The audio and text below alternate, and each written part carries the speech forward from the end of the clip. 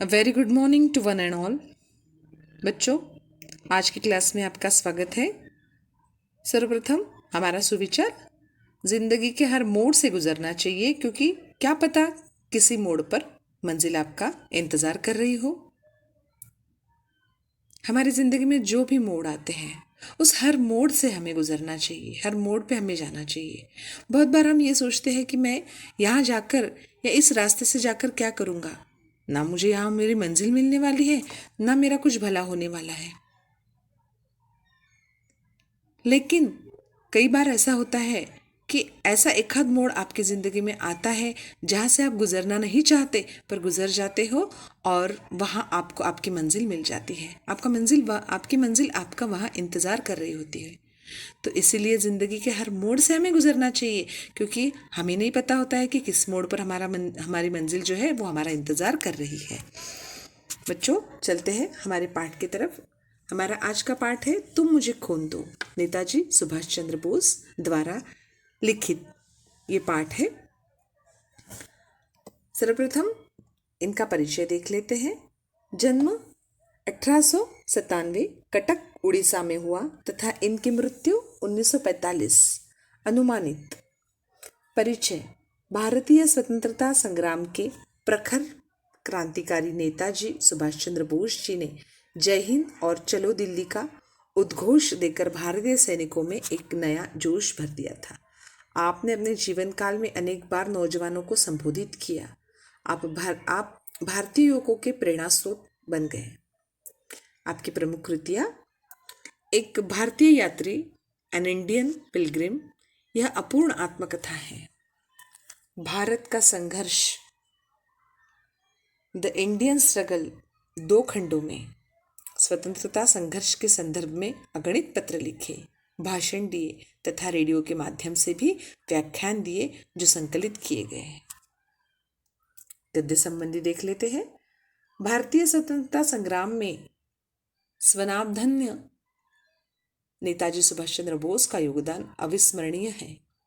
द्वितीय विश्व युद्ध के समय आज़ाद हिंद सेना को स्वतंत्रता प्राप्ति हेतु युद्ध करने के लिए प्रेरित करते हुए आपने यह भाषण दिया था।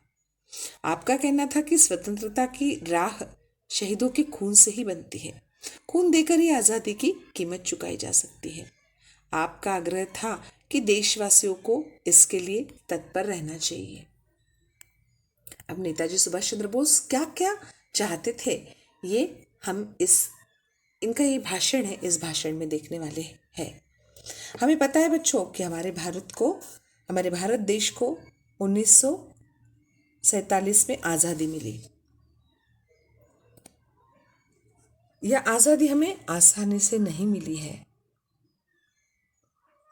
हम ये जानते हैं कि इसे प्राप्त करने के लिए अनेक क्रांतिवीर जो है, अनेक महापुरुष है जिन्होंने अपनी जान की कुर्बानी दी थी, और इन सभी में एक थे हमारे नेताजी सुभाष चंद्र बोस। ये नेताजी ऐसे थे कि जिन्होंने भारतीय लोगों में आज़ादी के बदले खून की मांग की थी। इनके साथ साथ महात्मा गांधी जी भी जानते थे कि हमें आज़ादी प्राप्त करनी है, पर महात्मा गांधी जी के जो तत्व थे वो इनसे बहुत अलग थे, विचार जो थे वो इनसे बहुत अलग थे।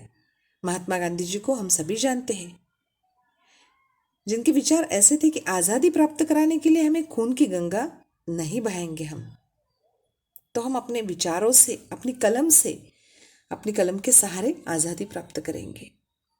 हम आज़ादी प्राप्त कर लेंगे अपने कलम के सहारे, अपने विचारों के सहारे।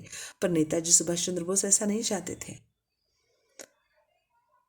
इनके विचार ऐसे थे कि यदि हमें आज़ादी चाहिए, हमें स्वतंत्रता प्राप्ति के लिए खून बहाने की जरूरत है। भारत के स्वतंत्र संग्राम में नेताजी सुभाष चंद्र बोस का योगदान अतुलनीय है, जिसकी कोई तुलना नहीं है। द्वितीय विश्व युद्ध में के समय उन्होंने जो अपना कंट्रीब्यूशन दिया था, आज़ाद हिंद फौज सेना की स्थापना की थी, और फौज को, जो आज़ाद हिंद सेना फौज थी उसको प्रेरित करते हुए उन्होंने ये भाषण दिया था, जिसको आज हम पढ़ने वाले हैं। जय हिंद, दिल्ली चलो और तुम मुझे खून दो, मैं तुम्हें आज़ादी दूंगा। सुभाष जी के यह सब नारे बहुत प्रसिद्ध हो चुके थे। उनका मानना था कि स्वतंत्रता बलिदान से ही मिलती है। आज़ादी जो है वो हमें बलिदान से ही मिलेंगी, खून देकर ही आज़ादी प्राप्त की जा सकती है। अतः देशवासियों को बलिदान देने के लिए तैयार रहना चाहिए। उनका कहना था कि यदि आपको स्वतंत्रता चाहिए, यदि आपको आज़ादी चाहिए, तो आप अपना सर्वस्व यानी सब कुछ बलिदान करने के लिए तैयार हो जाइए। तो क्या कहते हैं, देखते हैं ये दोस्तों। 12 महीने पहले पूर्वी एशिया में भारतीयों के सामने संपूर्ण सैन्य संगठन या अधिकतम बलिदान का कार्यक्रम पेश किया गया था। यहाँ नेताजी कह रहे हैं कि मैंने 12 महीने पहले पूर्वी एशिया में भारतीयों के सामने एक कार्यक्रम आयोजित किया था, जिसमें बताया था कि संपूर्ण सैन्य संगठन यानी एकत्रित होना। नेताजी कहना चाहते हैं कि यदि हमें आज़ादी चाहिए तो संपूर्ण सैन्य यानी हमारे पूरे भारतीय फौज को, इंडियन आर्मी को एक साथ आना होगा और ज़्यादा से ज़्यादा लोगों को अपने प्राणों की आहुति यानी बलिदान देना होगा।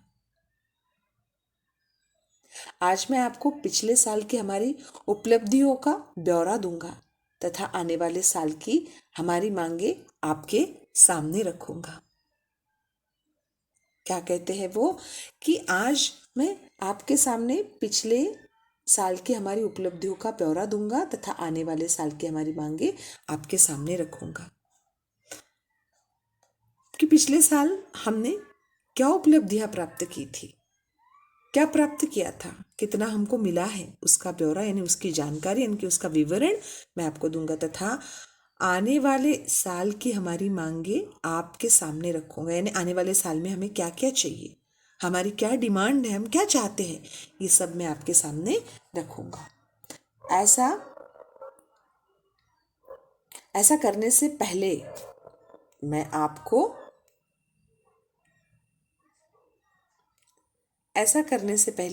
आपको एक बार फिर यह एहसास कराना चाहता हूं कि हमारे पास आज़ादी हासिल करने का कितना सुनहरा अवसर है।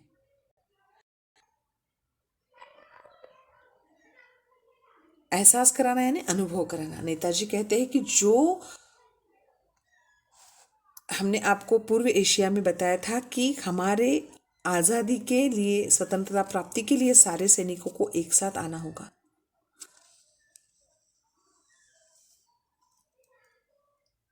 और ज़्यादा से ज़्यादा लोगों को अपने प्राणों की आहुति देनी होगी। तो इसका अनुभव मैं आपको कराना चाहता हूँ कि ऐसा करने से आज़ादी प्राप्त करने का बहुत बड़ा सुनहरा अवसर यानी गोल्डन चांस हमारे पास है। हमें ये मौका मिला है। हमारे संघर्ष की सफलता के लिए मैं बहुत अधिक आशावादी हूँ, क्योंकि मैं केवल पूर्वी एशिया के 30 लाख भारतीयों के प्रयासों पर निर्भर नहीं हूँ।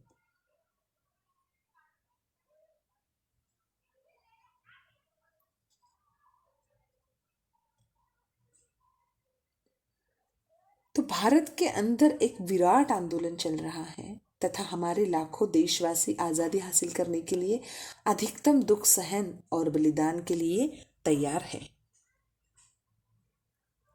आशावादी यानी होपफुल, आशा करना, होप करना। तो नेताजी कहते हैं कि हमारे मन में ये आशा है, यानी ये होप है कि हम इस स्वतंत्रता संग्राम में कामयाब जरूर होंगे। ऐसी उन्हें क्या है, आशा है, होप है। वो कह रहे हैं कि हमारे संघर्ष की सफलता के लिए मैं बहुत अधिक आशावादी हूँ, यानी मुझे बहुत आशा है, क्योंकि वे कहते हैं कि मैं केवल पूर्व एशिया के जो 30 लाख भारतीयों पर निर्भर नहीं हूँ, भारतीय लोगों की कोशिश पर निर्भर नहीं हूँ। तो भारत के अंदर एक विराट यानी बहुत भारी आंदोलन चल रहा है। नेताजी को आशा है कि हमें आज़ादी मिलेगी, क्योंकि हमारे सारे भारतीय लोग एक साथ होकर आंदोलन कर रहे हैं और सबके मन में यही इच्छा है कि हमें आज़ादी मिलनी चाहिए और वो आज़ादी प्राप्त कराने के लिए सब कुछ